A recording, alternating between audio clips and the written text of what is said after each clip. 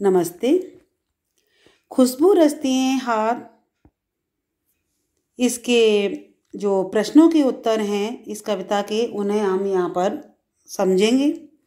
पहला प्रश्न है हमारा का कि खुशबू रचने वाले हाथ कैसी परिस्थितियों में तथा कहाँ कहाँ रहते हैं।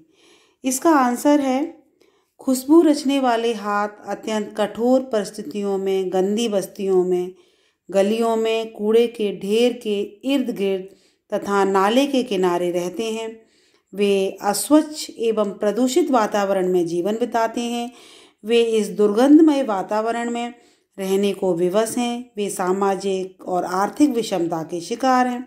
दूसरों को खुशबू देने का काम करने वाले इस प्रकार बदहाली का जीवन बिताते हैं।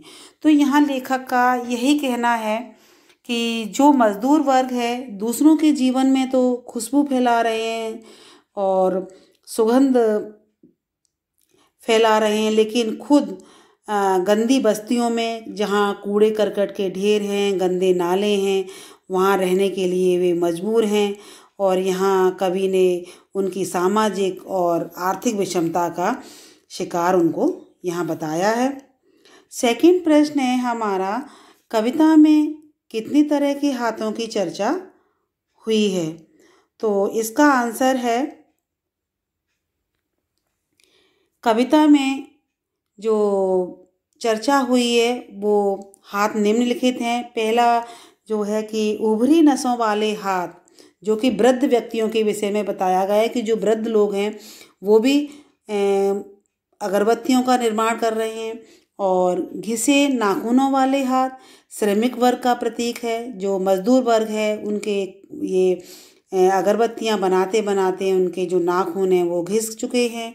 और पीपल के पत्ते जैसे नए नए हाथ, अर्थात छोटे बच्चों के कोमल हाथों के विषय में बताया गया है कि छोटे छोटे नाजुक से बच्चे हैं और उनके छोटे छोटे कोमल हाथ हैं, वो भी अगरबत्तियां बनाने का काम कर रहे हैं।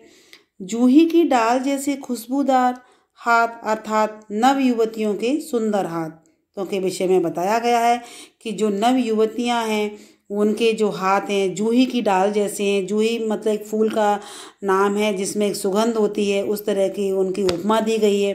यहाँ पीपल के पत्ते जैसे नए नए हाथ और जूही की डाल जैसे हाथ, तो यहाँ पर ये वो इसमें उपमा दी गई है यहाँ पर इन हाथों की। और गंदे कटे पिटे हाथ, जख्म से फटे हुए हाथों के विषय में भी बताया गया है कि जो मजदूर वर्ग है उनके हाथ कट पिट गए हैं, जिसमें जख्म हो गए हैं, फिर भी वे अगरबत्तियां बनाने का काम कर रहे हैं।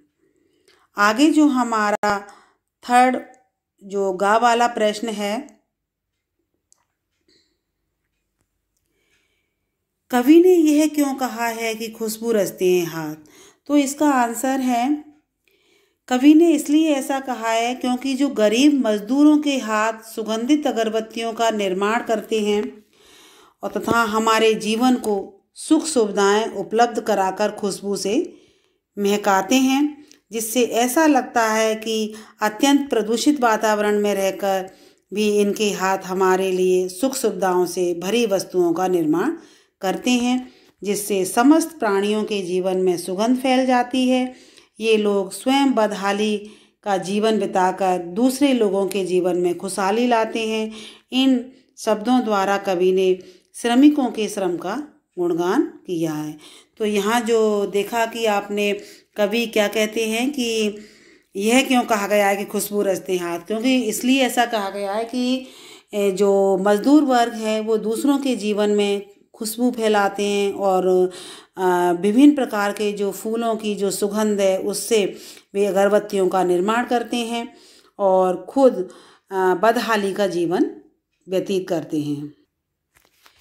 घ प्रश्न है हमारा, जहाँ अगरबत्तियाँ बनती हैं वहाँ का माहौल कैसा होता है। इसका आंसर है कि जहाँ अगरबत्तियाँ बनती हैं वहाँ का वातावरण अत्यंत गंदगी भरा होता है। चारों ओर नाले हैं, कूड़े करकट के ढेर जमा होता है, वहाँ पर चारों ओर बदबू फैली हुई है और ये सुगंधित अगरबत्तियाँ बनाने वाले ऐसे गंदे वातावरण में रहकर भी दूसरों के जीवन में खुशबू बिखेरते हैं। पर ऐसे वातावरण में, ऐसी भयावह स्थितियों में रहना इनकी व्यवस्था है। तो यहाँ पर जो माहौल है वो बहुत ही गंदा है। कवि का यही कहना है कि सुगंधित पदार्थ जो कि अगरबत्तियाँ सुगंध से भरी हुई हैं, उनका जो निर्माण हो रहा है वो गंदे इलाके में हो रहा है, जहाँ नालियाँ हैं, कूड़े करकट के ढेर हैं।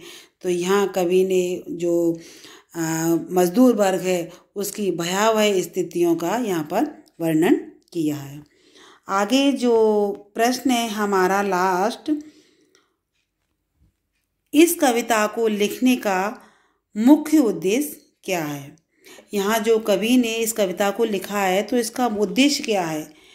इसका जो आंसर है कि हमारे समाज में सुंदरता की रचना करने वाले गरीब और उपेक्षित लोगों की ओर हमारा ध्यान आकर्षित करना है, ताकि आप लोग इन गरीब मजदूरों के जीवन की वास्तविकता को जान लें और समाज में फैली विषमताओं तथा भेदभावों को मिटाने की कोशिश करें।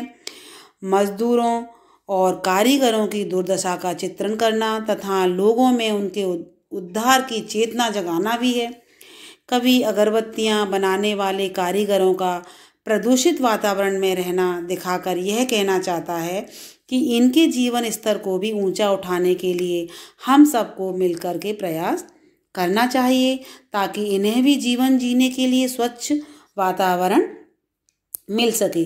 तो यहाँ कवि का जो मेन उद्देश्य है इस कविता को लिखने का, उनका यही कहना है कि जो मजदूर वर्ग है वो इतना कठिन परिश्रम करता है, गंदी बस्तियों में रहने के लिए विवश है, गंदे नाले हैं, कूड़े करकट के ढेर हैं, लेकिन फिर भी दूसरों के जीवन में वो खुशबू बिखेरना चाहते हैं।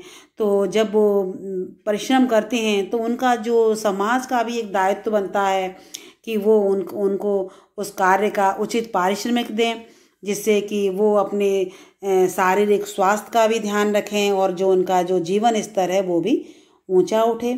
तो आपने यहाँ ये प्रश्नों के उत्तरों को समझा का पार्ट से, और ये खा पार्ट से आप सेकंड पार्ट में इसकी व्याख्या को देखेंगे, सेकंड क्वेश्चन जो है, और आपको ये इजीली समझ में आ गए होंगे। धन्यवाद।